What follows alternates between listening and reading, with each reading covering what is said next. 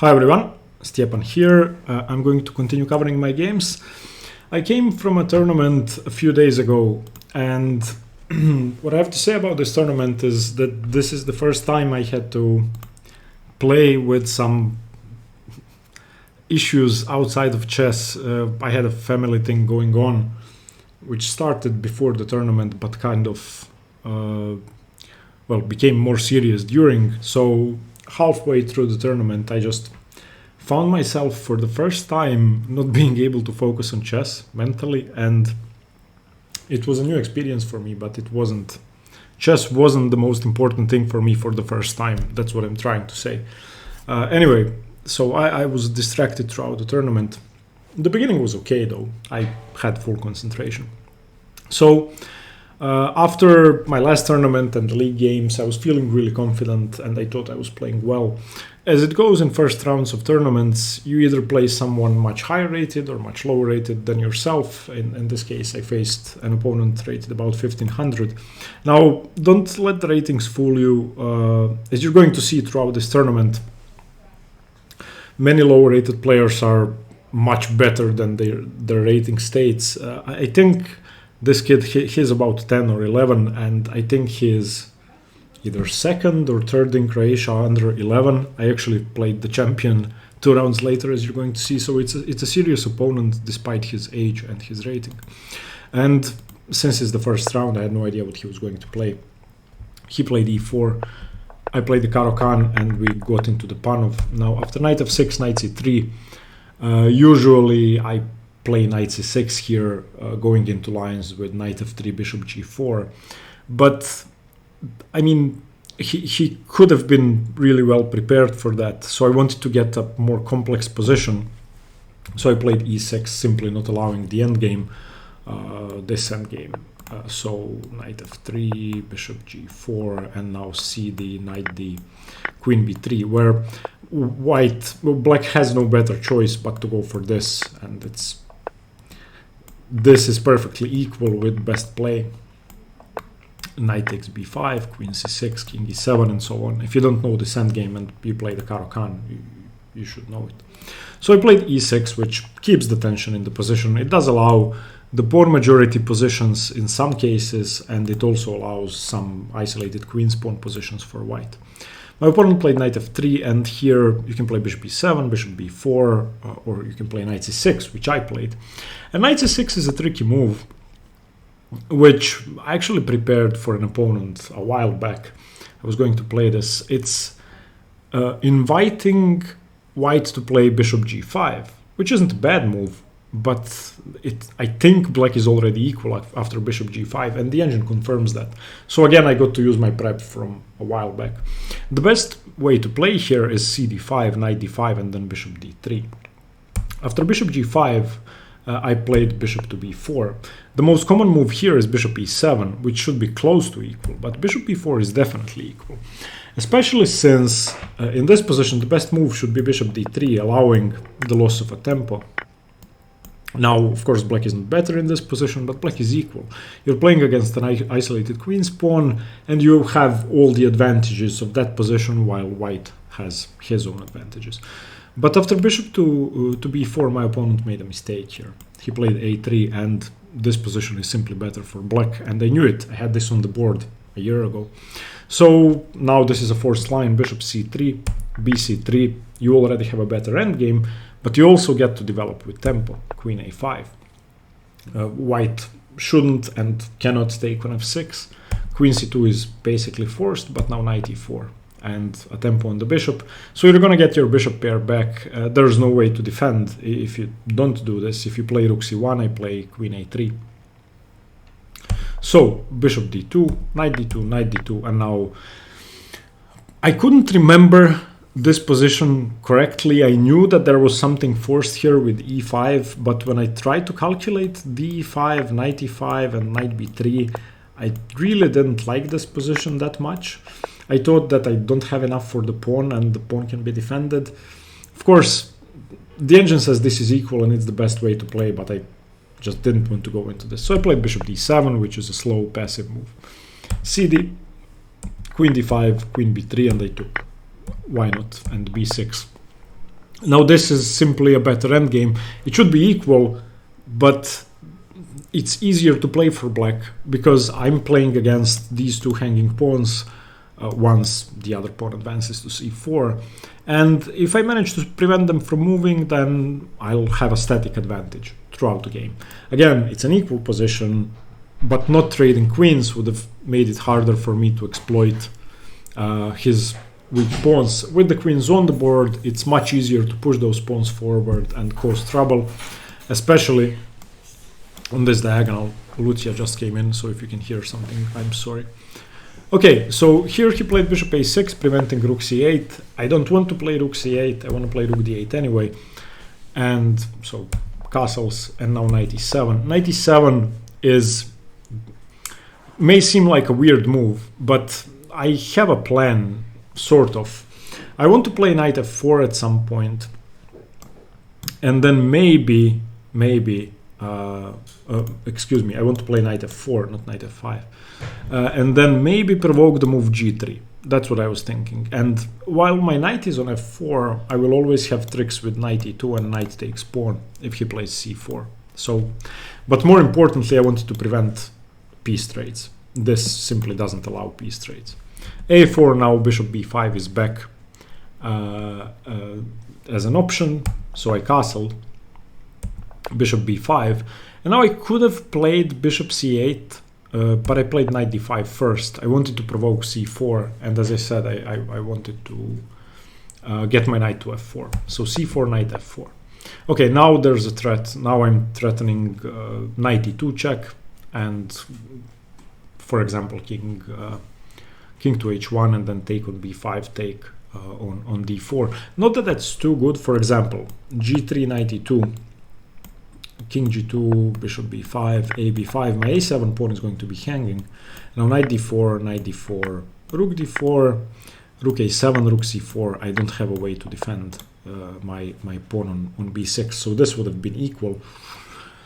So I'm not sure I would have gone for that. But at least I want to provoke g3 at some point, because that will give my bishop a great light square diagonal. And basically that's what happened. He played rook fd1, preventing me from winning the pawn, and now bishop c8. If he's going to play g3, then my bishop is going to be great on the long diagonal. If he doesn't play g3, my knight is great on f4. He played g3, knight g6. Okay, a5, bishop to b7. I have to play it before he plays a6. I'm not really afraid of ab, rook a7, because I can play bishop f3, rook d3, bishop e4, and maybe bishop c2 with a tempo on the knight. But basically I want my bishop to stay on the diagonal. And here he played a6, which is a good move. It's not a bad move, but it sort of goes into my plans, bishop a8. Okay, and now he has to be careful. I have a direct threat if he messes this position up. It should of course still be equal, but he was losing after his next move. There's an issue in his position. This knight is not easy to bring into play. Probably the easiest way to do that would be either to move the a rook, for example, to c1, and then play knight a1, knight c2, knight e3, and then push with d5. I think that's what I would have done. Another plan is simply to go rook e1 to prevent what I'm trying to do. And then I would try to double, and he would try to push c5. But since the knight is hard to get into play, and it's impossible to play knight c1 or knight d2 because of the tactical pattern of knight e5, because the rook then would be pinned or the pawn would be hanging, he has to resolve this issue, and this is sort of a critical position strategically where he should have thought for a long time. As I said, rook a c1 or rook e1, I think, are the best moves. He played knight c1, and now the game is basically over. It's just game over. I play knight e5 and he can resign. Of course he played on, but it's hopeless. The knight cannot be taken because I take the rook. I'm threatening him to either to win the d4 pawn or the h2 pawn. Either way, my advantage is overwhelming, so my threat is knight f3. There's nothing he can do about it because of the bishop on g2. He ended up playing f4, which doesn't really help. If he, for example, plays king f1, then simply knight f3. If knight a2, then check. And doesn't really matter where the king goes. I don't think it's safe to go to e1 because you might get mated somehow. In any case, this is an overwhelming advantage. For example, something like this. He played f4, it doesn't help. And here, rook a2 was played. I just exchanged everything. He has to play at Zwischenzug, has to take on d8. cb5, and now the crucial move. The only way I can lose this position, well, there are two ways I can lose, or two ways I cannot win. One way is to allow rook c7. That would be devastating. So I cannot allow that. The other way is to allow the knight into c6 and lose the a7 pawn. So I have to prevent both of those things. So in my mind, and I had a thing here, I had a long thing here. Even though I knew which move I was going to play, I needed to think schematically, as you have to do in the endgame. So I want my rook on the c file, and I want my bishop controlling c6, and the safest square is d5. That way, I calculated and I checked out all the options in my mind. I don't think there's anything he can do to prevent my king from getting to d6. Once my king gets to d6, then it should be game over. I can just advance my pawns and put pressure on b5. So I started with rook c8, not because it's a tempo on the knight, but because it prevents rook c2. And now if he played knight d3, I played bishop d5. Now my bishop is blocking the d file, my rook is blocking the c file. Of course, any rook trade would mean that my position is immediately winning. Even though it's knight against bishop, I'm a pawn up and this pawn is terminally weak. As long as I'm controlling c6 twice, there are no tricks in the position at all. He played rook b2, which I don't think it does anything, but because I'm not threatening bishop c4, he can just play rook c2. King f8, I just approached. I checked. In this position he played f5, which is an interesting move, but it isn't really interesting. I have a couple of options. I ended up playing rook c3 and trading rooks, which is the best option, I think, and safest. If I take on f5, it doesn't get messy, but it gets unnecessarily complicated. Rook d2 check, I have to go back with my king. I don't really want to go back with my king if I only get a pawn for that. I would much rather have a king on d6 or c5 than an extra pawn, another extra pawn. Another option was simply e5, preventing knight f4. But now knight b4, and I can probably just go bishop e4, winning the pawn. Because if rook to d2, I can just go back. I don't want to allow any counterplay. But I played rook c3, and now I'm threatening to take the knight. If he doesn't do anything, I'm threatening bishop to c4. So he played king d2, and now rook b3 is the easiest to win, simply forces a rook trade. If I get to win the b pawn for nothing, then he has absolutely no counterplay. So takes, king c3, bishop d5, f e6, bishop e6, knight f4, bishop f7, and now it's a simple conversion. All I have to do is make sure that my bishop is attacking the pawn on b5, which ties down his king, and now I just push. And now I'm just transferring the bishop to the best diagonal. I want to dominate the knight. Of course, any pawn endgame is immediately designable for him because I just queen. I improved my position. Finally playing bishop g4. Here he has a trick. He wants to play h3, winning my bishop. So h4, h3, bishop h5, takes. And in this position he played knight f3 check, which this pawn endgame is very easy to calculate. Bishop takes, king takes, f4. He cannot play king g4 because I play king e4 and queen. So he played king f2, king e4, king e2, f3, king f2, king f4. And yeah, obviously it's over. Here he resigned. So had he not made the mistake of playing knight c1, it would have been much harder to win this position. Knight c1, of course, loses on the spot.